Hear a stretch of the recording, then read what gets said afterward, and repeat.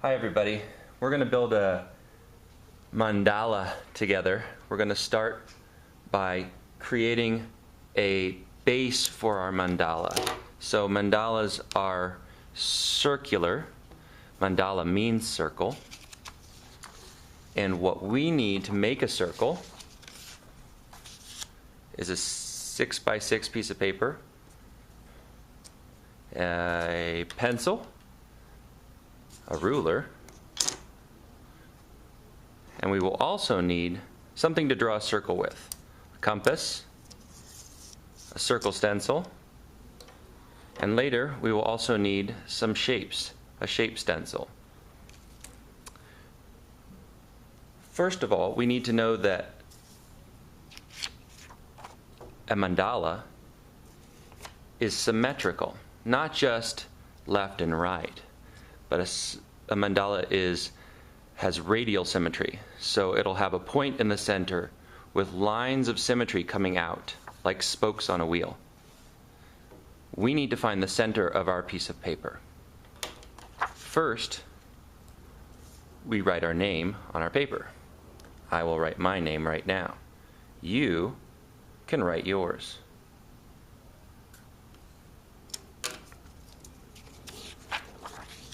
Flip your paper over. And to find the center, we could measure the sides using a ruler and figure out where our center points are on each line and then find that center that way. But today I'm going to show you the folding way, which is to simply fold your paper in half. I'm going to start by folding my paper in half diagonally. So I'm going to get these corners to line up just right, as best I can, and hold it down, slide my finger out to this point, and then run my finger out along here and along here. I came as close as I could. You want to as well. Next, open up your paper and do the same thing going the other way, forming an X. And you'll find that center point at this when you open it back up. Again, get those points together. Hold your thumb down, slide your finger across. Oh, did I move it? No. Good. Now I'm going to go out to this side, out to this side. I'm creasing my paper just so that you can see clearly that I have a center point.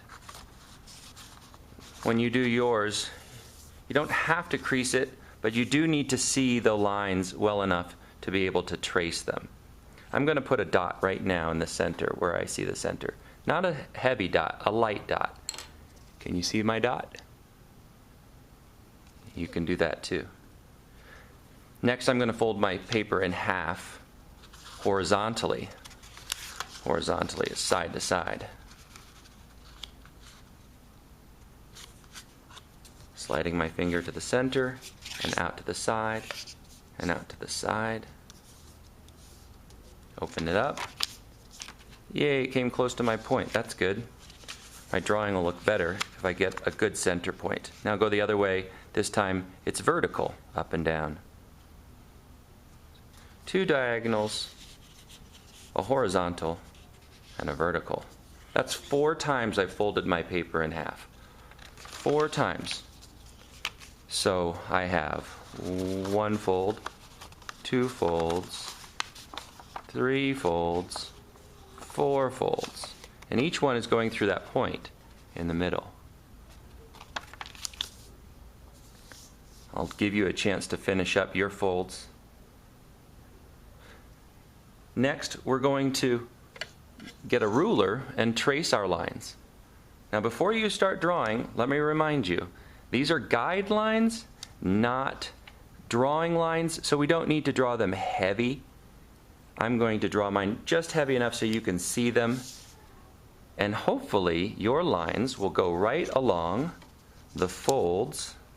I'll turn my paper a little bit so you can see that I'm going to find my fold. I hold my ruler down, and I want to use the metal edge of my ruler and try to line it up right along that folded piece of paper line. Did I get it? If you miss, you can erase it and redraw it. And the key here is that you're coming as close as possible to that center point and then meeting all of your fold lines, corner to corner. This one is longer, corner to corner. And pull your pencil. You want to pull your pencil towards you as you draw your line. And I'm going to turn my paper to get my last line. So now I have 3 lines going through, and that's forming 6 lines coming out from the center if I count them that way. I'm going to add one more line.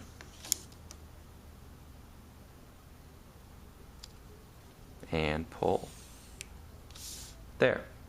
I have 8 lines of symmetry. 1, 2, 3, 4, 5, 6, 7, 8. Everything I do will be in groups of 8. Except for this. This is my circle. I'm going to lay this stencil right on top. So the center of the red circle lines up perfectly with all of my lines crossing through it. I can even find the little plastic lines on my stencil, on my circle, and they should line up with each of the lines that you've made. And if you look at the numbers, you'll see the number is 0 degrees, and it goes around to 45 degrees because that's a 45-degree angle, and so on and so forth, all the way around to 90 degrees. And that's, what is that?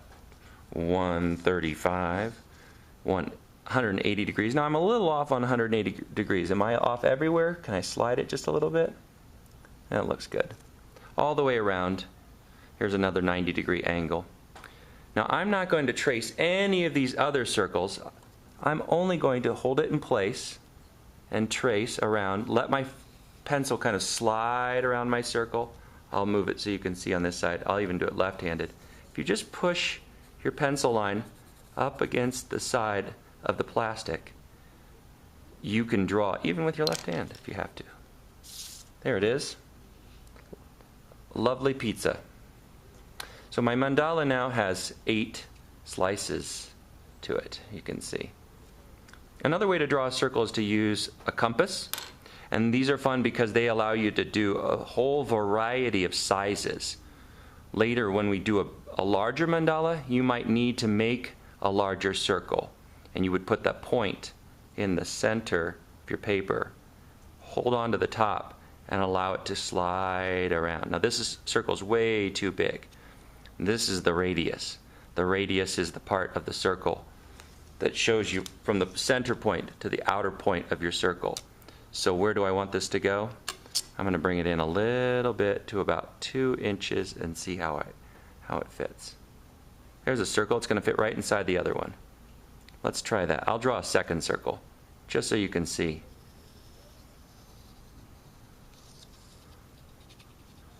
So now if I hold on to it, I'm going to slide it this way around. It's a little tricky. Mine's a little off. I think it moved just a little bit. I'm shaking a little bit. Let me turn this. Oh, so I moved it partway through. Some of these I've actually taped for you, so you'll get one that's about 5 inches, like this circle is 5 inches in diameter, which is twice the radius. But if I want to find my radius again, I can line up my point and just pull it till it matches up with this line. And then I'm going to move my paper. That also works. There we go. Now I have my second circle. If you're drawing concentric circles, which is circles within another circle, you're going to want to make sure that your circles are centered on each other so that they're even all the way around. Mine's a little wider here than it is here. You want to do your best. The next step is to add some shapes to your circle. On this part, I'm going to pick a shape. Let's just say I'll pick the rhombus here in the center. Now I can do my rhombuses so they fit and line up with the center of my rhombus, or the point of my rhombus, right on that line, and I'm going to have them come right out of my center. And I'm going to draw one here, and I'm going to do one on each line. Again, line it up with a point, other point, And I'm moving right along. I do have to do 8 of those. Again, every time you have to make sure this point and this point match up, or it won't look right. Because each shape is coming out of the center and heading out of the circle on one of those lines. Or maybe even exactly between one of those lines. Now that's a little more complicated. What you're going to find when I pull up this stencil, or maybe you can already see it, is that I am creating not only rhombuses, but also these little shapes in between. Is it rhombuses or rhombi? What's the plural? Okay, last one. Concentrate. Point here, point here. How'd I do? Let's see. That's kind of a cool design.